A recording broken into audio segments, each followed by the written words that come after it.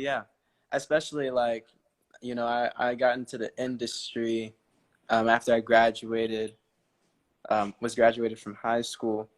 And so I was 17, Mm. and I didn't quite understand self-love then, but I understood, kind of bearing those fruits from other places. And so as a kid coming up through the industry, because it is so demanding of, our genuine feelings and things like that, I was just doing that on overtime. But then when I would go home, I would have none for myself, and I'd be home by myself. And so I would have these huge depressive states because all I would do was just ship out all of my focus, ship out all of my love. And so the second that I could feel love just for being, man, that changed the game. Mm. That really changed the Gratitude, game. gratitude is such a Yeah, powerful thing. And I never absolutely. understood it for the longest time. I would say, of course, I'm thankful. But it's one thing to say it, but to really feel that and embody that. Yeah. I find that and it's true, it's like, and this is partly about coping and coping skills or emotional intelligence and well-being is when we come into these moments where we feel very insecure, or we're not having a good day because something happened or whatnot. I've often said to the gang on here that we have the power to choose how we react to something. And I know that takes practice. Mm-hmm. And I know instinctively it feels instantly more gratifying to instantly feel bad and just lick our wounds and kind of, crawl into our little cave and feel sorry for ourselves and feel bad. And look, I'm not saying that's wrong. I think it's important, like, we have to honor all our feelings because we're human and we feel the Mm-hmm. way we feel because we're human. So rather than push those feelings or be afraid to push those uncomfortable feelings aside, I say feel them, but then this is where we have to start practicing. And I know it's easier said than done, and sometimes, look, I'm all for therapy. I think therapy is amazing for everyone. Just having someone to Yeah. talk to, someone that you trust. It could be a dear friend.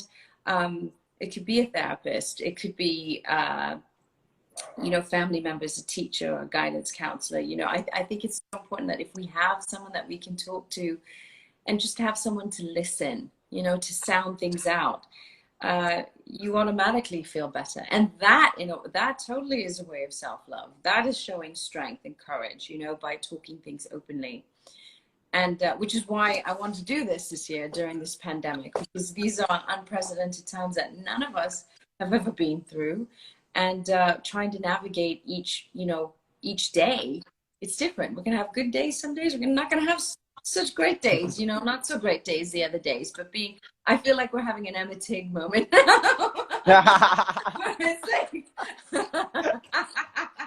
open the Take me box back and to we'll the good old sort days. ourselves. I have Milo here now wanting to come in. Hold that thought. Give some shout outs and I'll let Milo in for a second. Okay, come in. What y'all talking about in the chat? Yes. There we go. Jumpy Milo. Hi guys.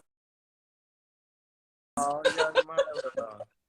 Been so long. Oh, hi. Yeah, take over. You done? Okay, good. Hi, Karen and Quincy. What's going on, Brianna?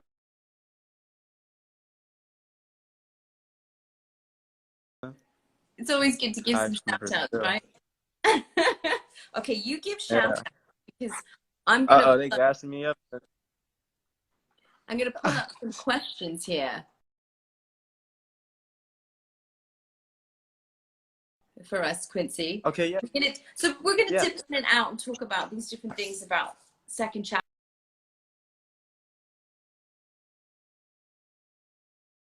And guys, for those of you who have done the work of chapter 2, comment away and tell me what you think, what you've learned, what you've done this month, the month of February for self-love or love within your relationships with family, friends, partners, spouses. Let me know, and I'm going to go through some of these amazing questions. So Erica Carlson, Quincy, she asks, 5 self-love advices to improve your self-esteem. It could be one or a couple, because I know we're pressed for time. So what's your best advice on improving your self-esteem? You know, I actually wrote some stuff down on this. Okay. This is why I love you.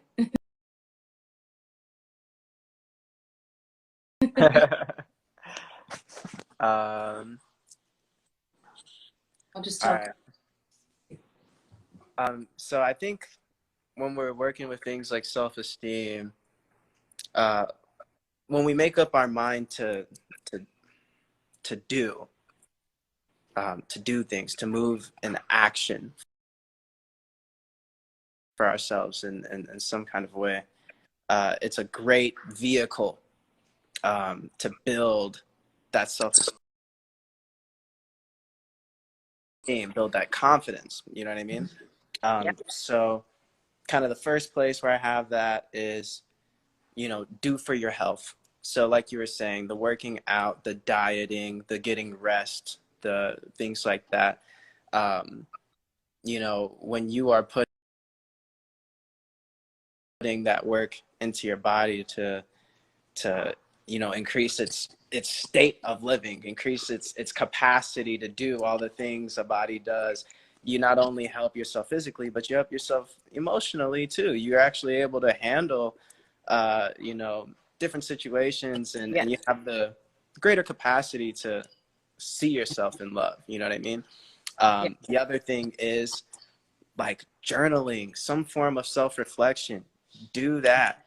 Give yourself a place to like really go in and without judgment, look at all your goals, your intentions, yes, and then also look at all of your emotional content.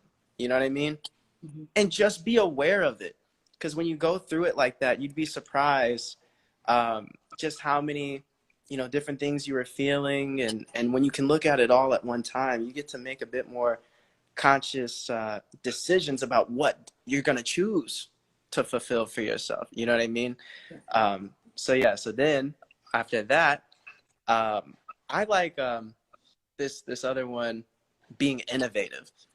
For me, I get that from martial arts. I know other people get that from writing stories, or, you know, some form of you know, facing challenges somehow and solving them. You know, I'll grab my brother and my sister, and we play around with each other a lot. So I'll come in and then I'll like, you know, grab them by their toe and wiggle it and then run away, and then they'll chase me. And I have mats downstairs, and then they'll both try to beat me up. You know what I mean? And just from that moment of us playing around, you know, The connection. yeah, you know, but in that moment, we're all being innovative with each other, because they're trying to figure me out and get me. I'm trying to figure them out and get them. And it's a great way of being present. You know what I'm saying? Indulging in that. And you don't have time to think about your self-esteem when you're genuinely just present. Another place I would go to is in setting goals intentionally. You know, when we're journaling, we become aware of what has our focus. And then when we set goals, we get to now use all that new awareness that we found to intentionally choose what we want to focus on. We see all this thought, we see all this like math that we do in our heads for all these random things. Now it's like, whoa, I have the ability to really like have these strong feelings and strong thoughts about something. Why don't I direct that towards, you know, something that's going to feed my life more fruit, you know? So setting those goals and then setting incremental things, that can honestly help you have more things to be innovative with, you know? So for me, one of the biggest things when I started acting, I wanted to be Miles Morales.